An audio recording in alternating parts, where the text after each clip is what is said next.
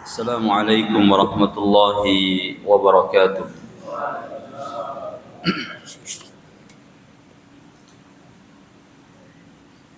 Alhamdulillah. Alhamdulillahi rabbil alamin. Wal aqibatu lil muttaqin. Wala udwana illa 'alal zalimin. Asyhadu an la ilaha illallah wahdahu la syarika lah. Wa asyhadu anna Muhammadan 'abduhu wa rasuluh. Allahumma salli wa sallim wa barik wa an'im ala habibina al-Mustafa Muhammadin wa ala alihi wa sahbihi wa man sara ala nahjihi wa tamassaka bi sunnatihi ila yaumiddin, amma ba'd. Allahumma 'allimna ma yanfa'una wa zidna ilma. Allahumma inna na'udzubika min ilmin la yanfa' wa min qalbin la yakhsha' wa min nafsin la tasba' wa min da'watin la yustajabu laha. Jazakallah khair. Jamaah kaum muslimin dan muslimat Masjid Darul Husna yang semoga senantiasa diberikan kesehatan dan keistiqomahan di atas mentaati perintah-perintah Allah dan Rasulnya sallallahu alaihi wasallam. Puji dan syukur kita haturkan kepada Allah Azza wa Jalla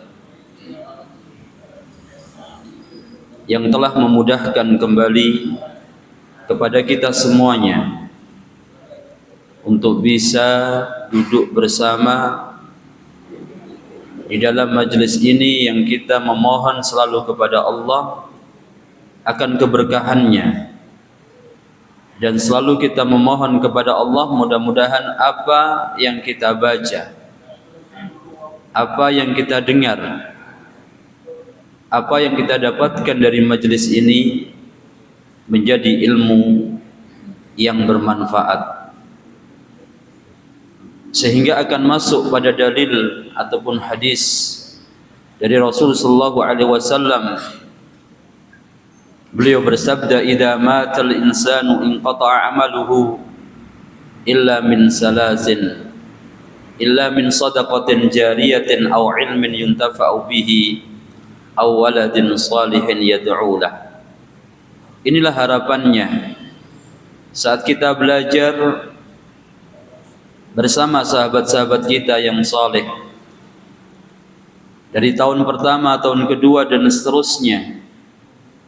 Tentunya kita mohon kepada Allah mudah-mudahan ilmu yang tidak seberapa yang kita dapatkan ini akan menjadi ilmu yang senantiasa bermanfaat, sehingga ilmu itu akan menjadi jariah buat kita saat kita ini sudah meninggalkan dunia yang fana ini. Salawat beriring salam kita haturkan kepada Nabi besar kita Muhammad sallallahu alaihi wasallam, dan juga kepada keluarga beliau, sahabat-sahabat beliau, dan kepada setiap orang yang istiqomah, kepada setiap hamba yang bersabar untuk mengemban sunnah Nabi setelah beliau meninggalkan dunia ini. Mudah-mudahan kita termasuk orang yang mengatakan cinta kepada Rasul bukan melalui lisan saja, tetapi kita buktikan cinta kita kepada Rasul sallallahu alaihi wasallam yaitu dengan kita melaksanakan semua apa yang diperintahkan oleh beliau sallallahu alaihi wasallam. Jamaah kaum muslimin dan muslimat yang semoga diberkahi usianya dan waktunya oleh Allah Subhanahu wa taala. Sebagaimana disampaikan oleh Akhi Nova bahwa insyaallah kajian di pekan yang pertama dan pekan ketiga kita sama-sama akan membaca sebuah kutaib. Kuteb itu artinya buku kecil dari kitab. Kalau kitabun itu ukurannya besar, tapi kalau kuteb, kalau bahasa kita sebut dengan buku saku gitu ya. Nah, dalam kuteb ini insyaallah kita mencoba ingin mengkaji tentang sebuah tema yang dituliskan oleh seorang ulama yang mungkin sebagian kita ada yang masih asing mendengar nama beliau. Beliau adalah Syekh Muhammad bin Jamil Zainu, seorang mudarris, yaitu seorang pengajar di Ma'had Darul Hadis Al-Khairiyah di Makkah Al-Mukarramah. Nah, di ma'had ini adalah ma'had yang mengajarkan tentang ilmu-ilmu diniyah. Dan kebetulan waktu saya belajar di sana, kami dibersamai dengan murid-murid beliau. Dan kami mendapati tentang kedalaman ilmu yang dimiliki oleh murid-murid beliau. Kalau muridnya saja memiliki ilmu yang dalam, bagaimana dengan gurunya? Dan mayoritas teman-teman yang sekelas dengan kita itu memiliki hafalan 30 juz. Ya, sehingga ketika dosen menyampaikan materi ada ayat-ayat, maka mereka pun menyautnya dengan sangat cepat. Dan ini menunjukkan hafalan mereka yang luar biasa. Saya sangat tertarik sekali untuk kita membaca sama-sama. Saya belajar, jamaah juga belajar. Saya membaca, jamaah hanya mendengarkan saja. Kalau seandainya ada yang bisa membaca kitab gundul, alhamdulillah. Sudah ada yang bisa membaca kitab gundul? Ada yang siap membaca? Nah, kalau memang sudah ada yang siap, nggak apa-apa ya. Nanti kita siapkan bukunya, kita gandakan, kita baca sama-sama ya. Nah, kitabnya ini berjudul Kaifa Nurabbi Auladana wa ma huwa wajibul aba'i wal abna. Yaitu bagaimana kita atau bagaimana cara kita mendidik putra putri kita. Wa ma huwa wajibul aba, dan apa saja kewajiban bagi para ayah, wal abna, dan bagi anak-anak. Bapak Ibu sekalian yang dimuliakan oleh Allah Subhanahu wa taala, tema atau judul yang beliau bawakan dalam kutub ini sangat menarik untuk kita bahas. Mengapa jamaah?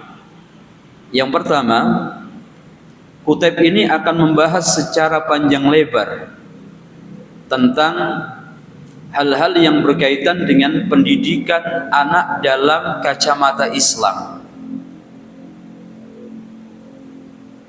Kita sangat membutuhkan metode ataupun nasihat dari para ulama kita dahulu di dalam kita mendidik putra-putri kita, apalagi saat kita ini berada di tengah-tengah kehidupan yang penuh dengan teknologi.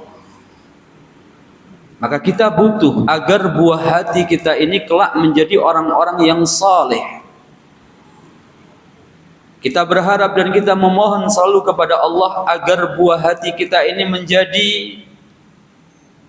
anak-anak yang baik, yang akan bisa memberikan manfaat kepada orang-orang yang ada di sekitarnya.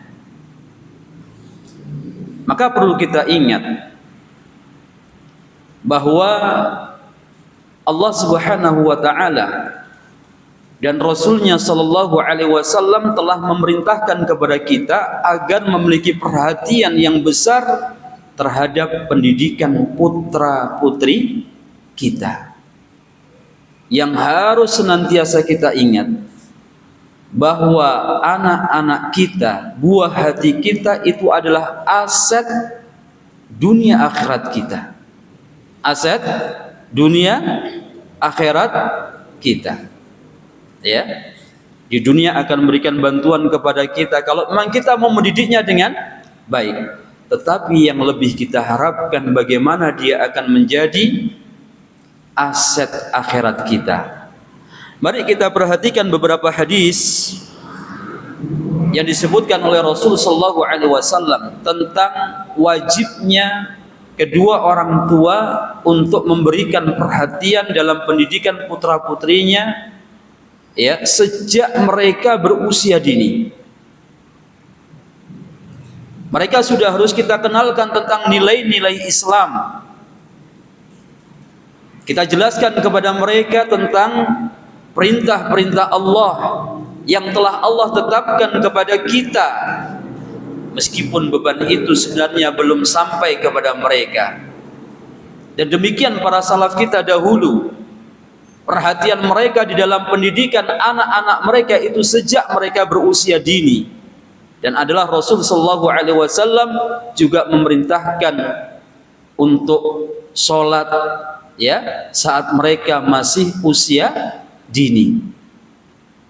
Ahibbati fiddin rahimani wa rahimakumullah, termasuk yang disebutkan oleh para ulama, kita pun sudah mulai mengajari mereka tentang perkara-perkara yang dilarang dalam agama kita. Kita kenalkan atau kita sampaikan bahwasanya meminum khamr itu hukumnya haram.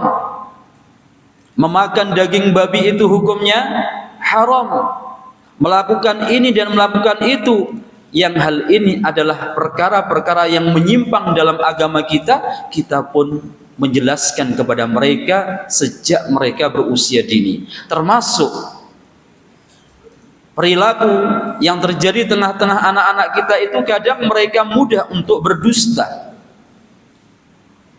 Ini pun kita sampaikan kepada mereka agar mereka memahami hal ini adalah perkara yang dilarang dalam agama kita. Dan ingat jamaah, untuk mendidik mereka itu bukan butuh waktu yang singkat, tetapi kita butuh waktu yang lama melalui proses. Makanya sampai orang-orang, ya, sampai orang tua itu mereka harus memondokkan putra-putrinya dengan harapan mereka mendapatkan ilmu yang lebih dari apa yang sudah didapatkan oleh kedua orang tuanya.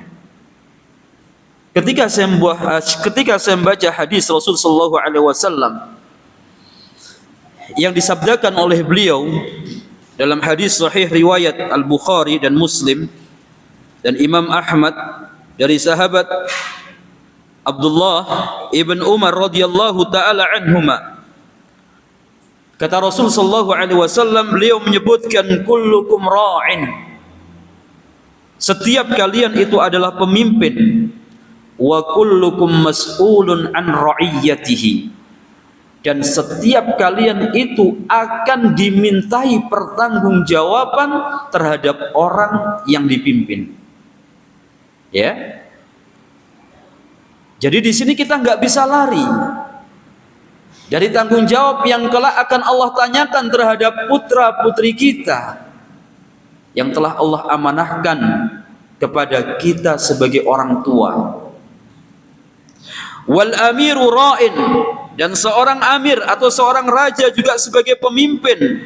War rajulu ra'in ala ahli baitihi, dan seorang laki-laki kelak pun akan menjadi pemimpin terhadap keluarganya.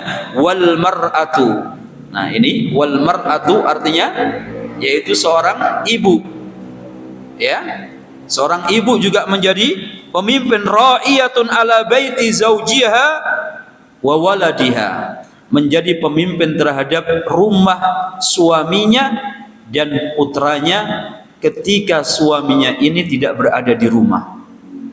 Jangan sampai seorang ibu bersekongkol dengan anaknya. Saat orang tuanya nggak ada, main bebas. Saat suaminya nggak ada, main bebas dengan permainan-permainan yang mungkin itu adalah merupakan perkara yang dilarang dalam agama kita. Jangan sampai bersekongkol Maka seorang istri, seorang ibu rumah tangga ketika suaminya enggak ada, mereka diminta oleh Allah Subhanahu wa taala untuk menjadi pemimpin di rumahnya. Ajari nilai-nilai agama kepada anak-anak. Ajarkan kepada mereka tauhid, ajarkan kepada mereka fikih, ajarkan kepada mereka tafsir. Tentunya sesuai dengan nalar dan kemampuan dari anak-anak kita, ya. Jangan sampai seorang ibu bersekongkol dengan anaknya untuk melakukan hal-hal yang dilarang, dan saat suaminya datang akhirnya seolah-olah tidak terjadi apa-apa. Maka kita tanamkan pada keluarga kita bahwasanya Allah Subhanahu wa taala adalah zat yang maha melihat dimanapun kita berada, baik saat kita bersama orang ataupun saat kita sendirian. Dan ini pula yang harus kita tanamkan sebagai kepala keluarga terhadap keluarga kita. Kemudian fa kullukum ra'in, dan setiap kalian adalah pemimpin, wa kullukum mas'ulun an ra'iyatihi. Ini yang paling berat, karena setiap kalian kelak akan dimintai pertanggungjawaban terhadap orang-orang yang dipimpin. Dalam hadis yang lainnya Rasul sallallahu alaihi wasallam juga menyebutkan, innallaha sa'ilun kulla ra'in amma star'ah ahafidha dzalika am dhayya'ahu. Sesungguhnya Allah Subhanahu wa taala akan menanyakan setiap pemimpin, bukan hanya pemimpin rumah tangga, ya, seorang pemimpin sebagai kepala daerah, kepala lembaga, kepala rumah sakit, dan seterusnya, semuanya akan dimintai pertanggungjawaban.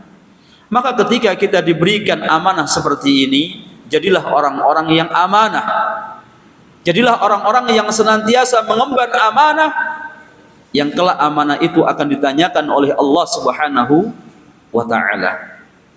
Jamaah yang dimuliakan oleh Allah, innallaha sa'ilun kulla ra'in amma star'ah. Sesungguhnya Allah Subhanahu wa taala akan menanyakan setiap pemimpin terhadap orang yang dipimpin. Ahafidha dzalika am dhayya'ahu. Apakah dia menjaganya, memperhatikannya terhadap orang-orang yang berada di bawahannya, atau sebaliknya dia menyia-nyiakannya. Saat ada uang rakyat diberikan kepada pemimpin, maka uang itu harus dijaga, disalurkan kepada rakyatnya, jangan sampai dimakan. Na'udzubillah. Saat ini mungkin kita bisa lari, saat ini mungkin ada orang yang membentengi kita, tetapi kelak pada hari kiamat tak seorang pun yang mampu untuk lari dari tanggung jawab ini. Maka jamaah yang dimuliakan oleh Allah, hatta yas'ala ar-rajula an ahli baitih, sampai Allah pun akan menanyakan kepala rumah tangga terhadap keluarganya. Begitu pula dalam ayat disebutkan oleh Allah Subhanahu wa taala, ya ayyuhalladzina amanu qu anfusakum wa ahlikum nara. Wahai orang-orang yang beriman, jagalah diri kalian dan keluarga kalian dari api neraka. Al-Imam Ibnu Katsir rahimahullahu taala an dalam tafsir Ibnu Katsir, beliau menyebutkan ada perkataan Ali tentang masalah ini. Kata beliau, yaitu Ali mengatakan, ay allimuhum wa addibuhum. Ajarilah keluarga kalian apa? Ilmu agama. Wa addibuhum, dan didiklah mereka. Jadi kita diperintahkan, di samping kita menjaga diri kita dari perkara-perkara yang dilarang oleh Allah Subhanahu wa taala, kita juga diperintahkan untuk menjaga keluarga kita dari siksa api neraka, yaitu dengan cara kita mengajari mereka nilai-nilai agama. Kita ajarkan mereka tata cara wudu yang benar, tata cara salat yang benar, dan kita ajarkan bukan hanya perkara-perkara yang diwajibkan, tetapi kita pun mengajarkan kepada mereka perkara-perkara yang sunnah. Jamaah yang dimuliakan oleh Allah, ketika putra-putri kita mendapatkan pengajaran dari kita dan dia mendapatkan pengajaran yang benar dari orang tua, maka orang tua itu selama anak itu melakukan kebaikan tersebut, orang tua akan mendapatkan jariyahnya, baik saat dia masih hidup ataupun saat dia telah wafat. Sampai-sampai ya disebutkan nanti dalam hadis bahwasanya seorang ayah akan diangkat derajatnya dengan sebab istighfarnya siapa? Anak-anaknya.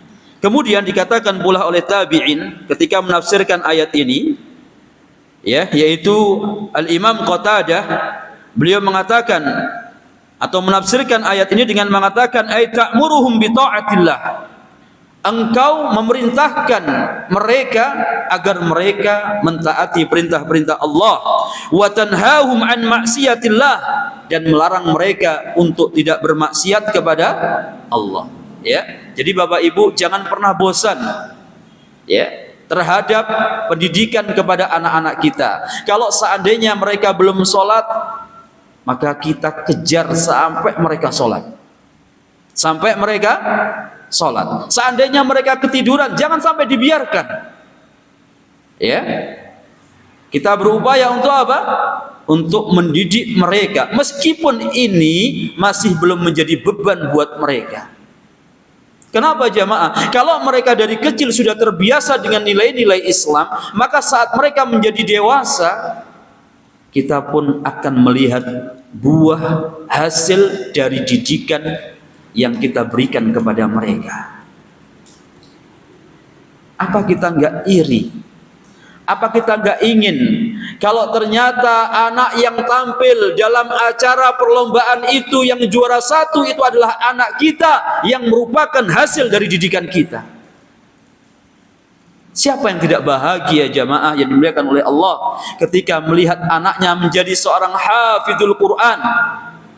Siapa yang tidak bahagia ketika anaknya menjadi seorang yang saleh, seorang yang berilmu, seorang yang memberikan kebaikan kepada orang-orang yang ada di sekitarnya, sehingga dia menjadi orang-orang yang diberkahi oleh Allah Subhanahu wa taala. Dan inilah yang Allah ceritakan pada Nabi Isa alaihissalam di dalam surah Maryam di ayat yang ke-31. Kata Isa alaihissalam, wa ja'alani mubarakan aynama kuntu. Dan Allah menjadikan aku sebagai orang yang diberkahi dimanapun aku berada.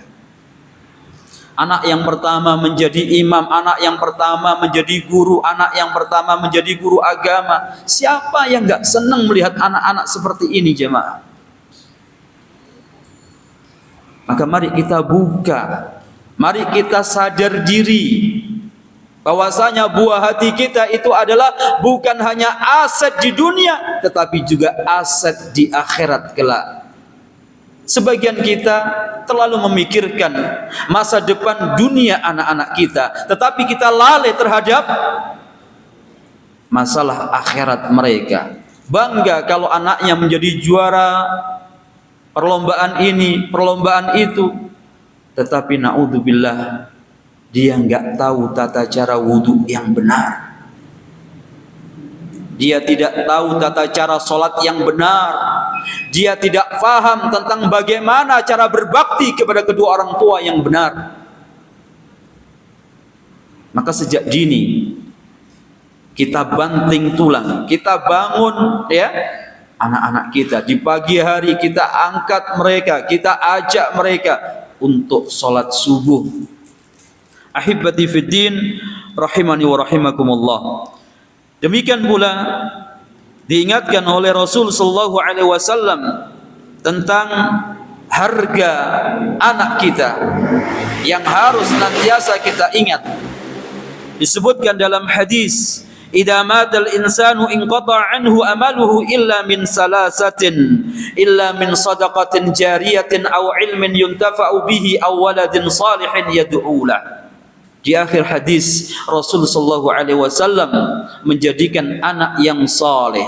Untuk bisa mendapatkan anak yang saleh butuh usaha jamaah yang dimuliakan oleh Allah. Butuh pendidikan, butuh pengarahan. butuh pengajaran. Karena sebuah keburukan itu sangat mudah sekali untuk ditiru oleh anak-anak kita. Namun sebuah kebaikan, kalau kita tidak bersikukuh mendidik mereka, kadang mereka pun akan lalai. Mereka kadang termakan atau mereka termakan dengan pola gaya hidup sahabat-sahabatnya, tetangganya, yang tadinya kita sudah didik mati-matian, tiba-tiba keluarlah kata-kata yang kotor dari mulut-mulut mereka. Maka orang tua harus senantiasa perhatian dengan siapakah putra putri kita bergaul, kemanakah dia belajar bermain, harus kita perhatikan. Jamaah yang dimuliakan oleh Allah Subhanahu wa taala, maka di sana ada beberapa penyebab yang menjadikan anak-anak itu durhaka, yaitu ketika orang tua sejak kecil tidak menanamkan nilai-nilai akhlak kepada mereka. Al-Imam Darul Hijrah Imam Malik rahimahullahu ta'ala beliau pernah mengatakan kepada seorang pemuda Quraisy, ya, ta'allamil adaba qabla an tata'allamal ilma. Pelajarilah etika sebelum engkau mempelajari ilmu. Artinya apa jamaah? Orang-orang dahulu begitu besar perhatian mereka terhadap akhlak. Maka jangan heran kalau nanti di saat mereka sudah dewasa, mereka menjadi anak-anak yang membangkang. Itu disebabkan karena perhatian kita sejak kecil kurang kuat, terkhusus dalam nilai-nilai adab. Makanya Rasulullah sallallahu alaihi wasallam menyebutkan dalam hadis riwayat Ibnu Majah, beliau mengatakan, akrimu auladakum wa ahsinu adabahum. Akrimu auladakum, yaitu muliakanlah anak-anakmu, wa ahsinu adabahum, dan perbaguslah akhlak mereka. Ahibati fiddin rahimani wa rahimakumullah. Kemudian terakhir, ini sebagai pembuka muqaddimah sebelum kita akan baca kitab ini, adalah sabda Rasul sallallahu alaihi wasallam yang hendaknya kita jadikan motivasi dalam mendidik anak-anak kita. Apa kata Rasul sallallahu alaihi wasallam? Innallaha azza wa jalla, sesungguhnya Allah azza wa jalla, la yarfa'ud darajata lil 'abdi salih, akan mengangkat derajat seorang hamba yang saleh fil jannati, di dalam surga. Fayaqulu, dan hamba itu pun berkata, ya Rabbi anna li hadihi, wahai Rabbku, dari manakah kebaikan-kebaikan ini aku dapatkan? Padahal dahulu aku adalah orang yang biasa melakukan kebaikan. Ibadah saya biasa, puasa saya biasa, salat saya biasa, ataupun ibadah-ibadah yang lainnya pun biasa. Lantas dari manakah kebaikan-kebaikan ini engkau berikan kepadaku? Maka dalam hadis ini dikatakan, fayaqulu bistighfari waladika laka. Maka Allah mengatakan, ini disebabkan karena permintaan ampunan yang dipanjatkan oleh putra-putrimu untukmu. Bagaimana anak kita itu akan mendoakan kita jamaah, kalau ternyata kita tidak mendidiknya sejak kecil? Ini sebagai muqaddimah, mudah-mudahan bermanfaat. Dan sekarang kita akan bacakan kutip ini. Mudah-mudahan Allah berikan keistiqomahan kepada kita dan keberkahan dari ilmu yang akan kita baca. Syekh Muhammad bin Jamil Zainu rahimahullahu ta'ala memulai dalam kitab ini dengan hadis Rasul sallallahu alaihi wasallam. Kata beliau, ittaqullaha wa'dilu fi auladikum, hadisun muttafaqun alaihi. Hendaknya kalian bertakwa kepada Allah, hendaknya kalian takut kepada Allah Subhanahu wa taala. Wa'dilu fi auladikum, dan berlaku adillah kalian terhadap anak-anak kalian. Ya, ini hadis yang agung yang insyaallah nanti akan kita bahas dalam kitab ini. Kemudian beliau mengatakan al-ihda, Kutaib ini dihadiahkan kepada yang pertama, ila kulli ummin wa abin yuridani sa'adata li auladihim. Ku persembahkan kutaib ini kepada setiap ibu dan ayah yang kedua-duanya menghendaki kebahagiaan bagi putra-putrinya. Kemudian kutaib ini juga ditujukan kepada yang kedua, ilal muallimina wal muallimatil ladina hum al uswatu litullabihim, yaitu kepada para pendidik baik laki-laki maupun wanita yang mana mereka adalah teladan bagi santri-santri mereka.